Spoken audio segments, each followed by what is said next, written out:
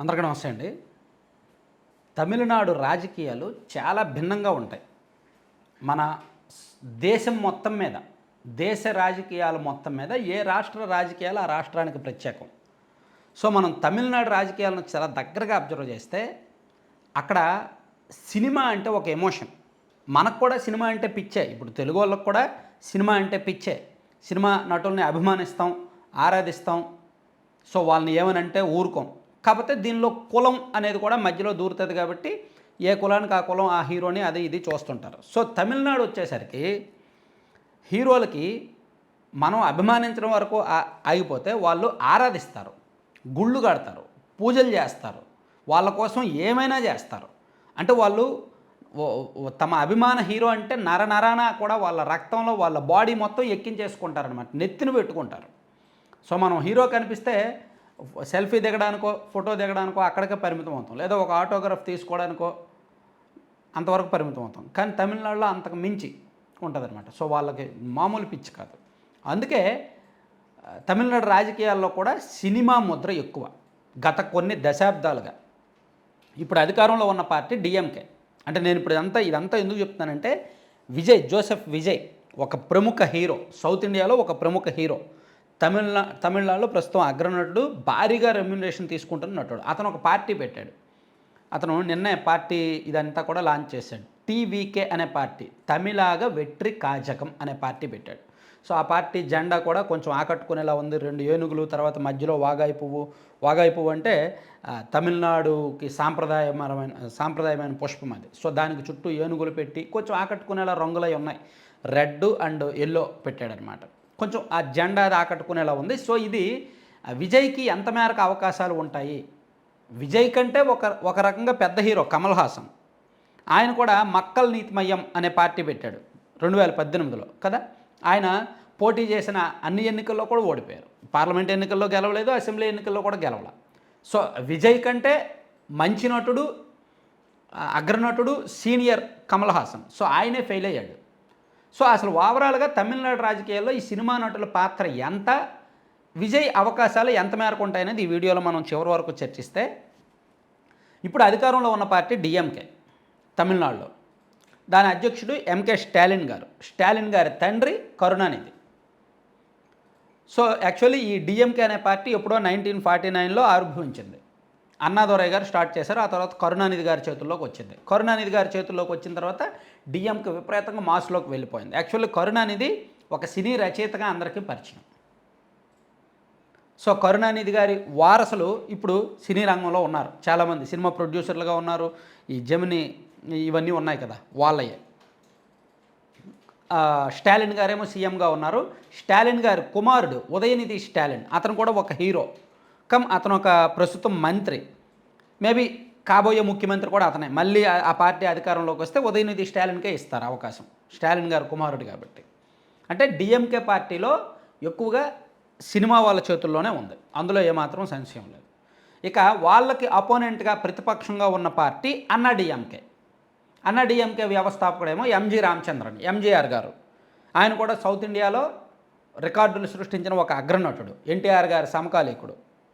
So, 1972లో 1972లో ఆయన ఈ party పెట్టారు, అన్నాడీఎంకే, ఏడీఎంకే పార్టీ. ఆ తర్వాత ఆ పార్టీ జయలలిత గారి చేతుల్లోకి వచ్చిన తర్వాత అన్నాడీఎంకేకి డిఎంకేకి హోరాహోరీ పోరు. ఒక ఎన్నికలో వారు గెలిచారు, ఒక ఎన్నికలో వీరు గెలిచారు. వీరు అధికారంలో ఉన్నప్పుడు వాళ్ళ మీద ప్రతీకారాలు, వాళ్ళ అధికారంలో ఉన్నప్పుడు వీళ్ళ మీద ప్రతీకారాలు అలా కొనసాగుతూ వచ్చాయి 1970s నుంచి కూడా.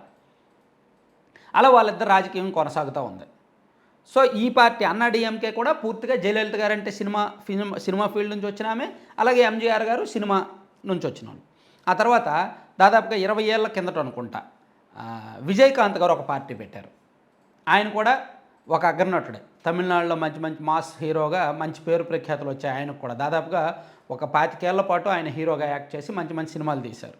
సో, ఆయన కూడా ఒక మాస్ ఇమేజ్ ఉండటంతో ఆయన కూడా 20 ఏళ్ల కిందట పార్టీ పెట్టారు. కానీ ఆయన పెద్దగా ప్రభావం చూపిందంటూ లేదు. కేవలం ఒక్కసారి వాళ్ళకి ప్రధాన ప్రతిపక్ష నేత అవకాశం వచ్చింది. అంటే అసెంబ్లీలో రెండో అతిపెద్ద పార్టీగా వాళ్ళు ఒక్కసారి అవతరించారు. కాకపోతే విజయకాంత్ గారు చనిపోయిన తర్వాత ఆ పార్టీ ఇప్పుడు వాళ్ళ భార్య నడిపిస్తున్నారు. వాళ్ళు అంత హిట్ అవ్వలేదు, అలాగని ఫ్లాప్ అవ్వలేదు, ఏదో అలా పార్టీని నడుపుతున్నారు. ఒకసారి అధికార పక్షంలో ఉంటూ భాగస్వామిగా ఉంటూ కాస్త అలా నడుపుతూ వస్తున్నారు.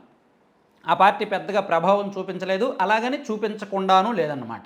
వాళ్ళకంటూ ఒక ఓట్ బ్యాంక్ ఫిక్స్డ్గా పెట్టుకున్నారు విజయకాంత్ గారు. అది అయిపోయిన తర్వాత శరత్ కుమార్ గారు, మనందరికీ గుర్తుంది కదా, శరత్ కుమార్ గారు ప్లస్ రాధిక, వీళ్ళిద్దరు కూడా ఒక పార్టీ పెట్టినా ఎక్కువ కాలం రన్ చేయలేకపోయారు, వేరే పార్టీలో విలీనం చేసేశారు. అలాగే కమల్ హాసన్ గారు పార్టీ పెట్టారు, ఆయన కూడా పెద్దగా ప్రభావం చూపించలేదు, ఆయనే ఓడిపోయారు స్వయంగా. సో ఇప్పుడు విజయ్, అయితే వీళ్ళందరూ వేరు, విజయ్ వేరు. ఎందుకంటే విజయ్కి ఆల్రెడీ ఒక స్ట్రాంగ్ ఫ్యాన్ బేస్ ఉంది, అలాగే ఒక బలమైన మతం ప్లస్ కులం ముద్ర ఉంది. అతను తమిళ దళిత క్రిస్టియన్. సో తమిళనాడులో ఈ ఓట్లు చాలా ప్రభావితమైనవి.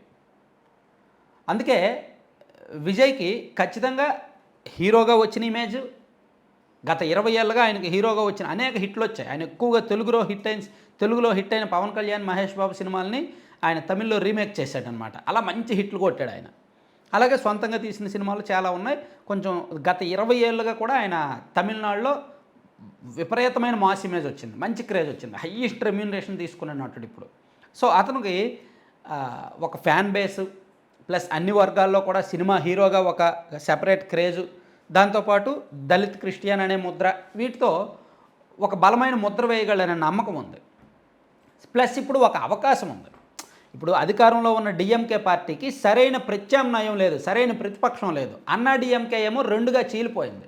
పన్నీర్ సెల్వము, పళనిస్వామి ఎవరి దారిలో వాళ్ళు ఉన్నారు, రెండుగా చీలిపోయారు. మరోవైపు దినకరన్ ఒక పార్టీ పెట్టుకున్నాడు సెపరేట్గా, అది లేదు. అంటే ప్రతిపక్ష పాత్ర ఆల్టర్నేటివ్, డిఎంకేకి ఎప్పుడు ఆల్టర్నేటివ్గా ఉండే అన్నా డిఎంకే ఇప్పుడు కష్టాల్లో ఉంది. వాళ్ళకి ఛాన్స్ లేదు, అవకాశం కనిపించట్లేదు, పార్టీ చీలిపోయింది, ఎవరి వర్గాలు వాళ్ళగా విడిపోయారు. సో అందుకే ఇప్పుడు విజయ్కి ఒక మంచి అవకాశం అయితే ఉంది. అందుకే తమిళనాడులో బీజేపీకి అస్సలు ఎంట్రీ లేదు. తమిళనాడులో ఎంతైనా సరే మేము కొట్టుకు చేస్తాం, మాది ద్రవిడ వారసత్వం, మాది ద్రవిడ రాజకీయం, మాకు మీకు సంబంధం లేదు, మా రాజకీయం మీద మేము పడతాం, మమ్మల్ని తమిళనాడు వాళ్ళే పరిపాలించాలి, జాతీయ పార్టీలు మమ్మల్ని పరిపాలించడానికి వీలు లేదు అనే రాజకీయం తమిళనాడు సొంతం కొన్ని దశాబ్దాల నుంచి. కాబట్టి అక్కడ కాంగ్రెస్కి కానీ బీజేపీకి కానీ ఓట్లు వెయ్యరు, ఓట్ బ్యాంక్ ఉండదు, సీట్లు కూడా చాలా తక్కువ వస్తాయి. మేబీ అక్కడ లోకల్ పార్టీలతో పొత్తులు పెట్టుకుంటే గెలుస్తారు తప్ప డైరెక్ట్గా అయితే గెలవరు. సో అందుకే బీజేపీ ఏం చేస్తుంది, అక్కడ స్టాలిన్కి ఆల్టర్నేటివ్గా, స్టాలిన్ ఎప్పటికీ కూడా బీజేపీతో కలిసే వ్యక్తి కాదు. ఇప్పుడున్న డిఎంకే పార్టీ ఎప్పటికీ బీజేపీతో కలవరు వాళ్ళ భావజాలం కారణంగా. కానీ సో అందుకు అక్కడ స్టాలిన్ని దించాలంటే అన్నా డిఎంకే వాళ్ళని కాదు, కాబట్టి ఈ విజయ్ని ప్రోత్సహించడం ద్వారా కొంత అవకాశం ఉంటుంది అని బీజేపీ భావిస్తోంది. యాక్చువల్లీ బీజేపీ రజనీకాంత్ గారితో పార్టీ పెట్టించాలనుకున్నారు, కానీ రజనీకాంత్ గారు అనేక సర్వేలు చేయించి పొలిటికల్ మార్కెట్లో చాలా అధ్యయనం చేయించి అసలు తను పార్టీ పెడితే ఖచ్చితంగా హిట్ అయ్యేలా ఉండాలి, సక్సెస్ అయ్యేలా ఉండాలి, సీఎం కుర్చీ ఎక్కేలా ఉండాలి, అంతే తప్ప పార్టీ పెట్టి పరువు పోగొట్టుకొని ఓడిపోయేలా ఉండకూడదని చాలా అధ్యయనం చేయించి సర్వేలు చేయించి ఒక 2 ఎన్నికలకు ముందు ఆయన ఆలోచించి చివరి వరకు ఫ్యాన్స్తో మీటింగులు పెట్టి ఆల్మోస్ట్ పార్టీ లాంచ్ చేస్తున్నాడు అనుకునే దశలో ఆయన డ్రాప్ అయిపోయాడు, రాజకీయాల్లోకి రాలా. సో అందుకు ఇప్పుడు ఈ విజయ్ ద్వారా స్టాలిన్కి దెబ్బ కొట్టాలి, అతన్ని దించాలి అనేది బీజేపీ వాళ్ళు కూడా తెర వెనక ప్రోత్సహిస్తున్నారు అనేది ఒక ఆలోచన. అంటే ప్రభుత్వ వ్యతిరేక ఓట్ బ్యాంకు ఇతని ద్వారా కొంత లాగొచ్చు అనేది కూడా ఆలోచిస్తున్నారనమాట. సో ఇప్పుడు ఎంకే స్టాలిన్ గారికి ఉన్న ఓట్ బ్యాంక్ వాళ్ళది కూడా అదే, ఈ క్రిస్టియన్ ఓట్ బ్యాంకు ఇది ఎక్కువ ఉంటుంది. సో సేమ్ వర్గం వీళ్ళు కూడా, కాబట్టి అక్కడ వాళ్ళు వీళ్ళు కొట్టుకుంటే మేబీ కొంత యూజ్ ఉంటుంది, అధికార పక్షం ఓట్లు వీళ్ళు చీలితే మేబీ కొంత రాజకీయంగా అవకాశం ఉంటుందని అనుకుంటున్నారు. సో ఖచ్చితంగా బీజేపీ తెర వెనక ప్లాన్ అయితే మాత్రం ఉంటుంది. బీజేపీ వాళ్ళ తెర వెనక వ్యూహం, తెర వెనక ప్లాన్ లేకుండా విజయ్ ఇంత పెద్ద అడుగులు వేస్తాడని అయితే అనుకోలేం వీళ్ళకి. అయితే ఇప్పుడు అతనికి 2026లో తమిళనాడు ఎన్నికలు ఉన్నాయి, అంటే దాదాపుగా ఒక 2 ఏళ్ళ టైం ఉంది. ఈ 2 ఏళ్లలో అతను పార్టీ కార్యవర్గం, జిల్లా స్థాయిలో, గ్రౌండ్ లెవెల్లో, నియోజకవర్గ స్థాయిలో అభ్యర్థుల ఎంపిక దానికి సంబంధించి చూసుకోవాలి. ఆల్రెడీ వాళ్ళు ఫ్యాన్స్ అసోసియేషన్ గత 2 ఏళ్ళుగా యాక్టివ్గా ఉన్నారు. విజయ్ తాలూకు ఫ్యాన్స్ అసోసియేషన్ వాళ్ళు 2 సంవత్సరాల నుంచి యాక్టివ్గానే ఉన్నారు, వాళ్ళ సేవా కార్యక్రమాల్లో చురుగ్గా ఉన్నారు. అలాగే ఎక్కడికక్కడ కొంత నాయకత్వం కూడా రూపుదిద్దుకుంటోంది. సో అందుకే ఆయన మరి మేబీ ఏడీఎంకేతో పొత్తులో వెళ్తారా, ఏడీఎంకేతో పొత్తులో వెళ్ళాలి అనేది బీజేపీ ఆలోచిస్తోంది. అన్నా డీఎంకే ప్లస్ ఈ విజయ్ పార్టీ వీళ్ళందరూ పొత్తులో వెళ్ళాలి, ఓట్లు చీలకుండా ఉండాలి, తద్వారా స్టాలిన్ ఓడించవచ్చని చూస్తున్నారు. అలా అయితే స్టాలిన్ వ్యతిరేక ఓట్ బ్యాంక్ అంతా కూడా, అంటే స్టాలిన్ అనుకూల ఓట్ బ్యాంక్ అంతా కూడా ఇతనికి విజయ్కి వస్తుంది. సో తద్వారా స్టాలిన్కి దెబ్బ పడుతుంది, డిఎంకేకి దెబ్బ పడుతుంది అనేది బీజేపీ ఆలోచన అనమాట. సో అట్లా వీళ్ళందరూ పొత్తు పెట్టుకుంటే మేబీ విజయ్ సక్సెస్ అవుతారు. లేదు పొత్తు లేకుండా మాత్రం వీళ్ళందరూ ఎవరికి వాళ్ళు పోటీ చేస్తే మాత్రం కొంత డిఎంకేకే లబ్ధి ఉంటుంది అంటున్నారు. స్టాలిన్ మాత్రం గతంలో కంటే ఈసారి కొంచెం భిన్నంగా అడుగులేస్తున్నాడు. సో మనం కూడా అబ్జర్వ్ చేద్దాం, ఎప్పటికప్పుడు చెప్పుకుందాం. Thank you.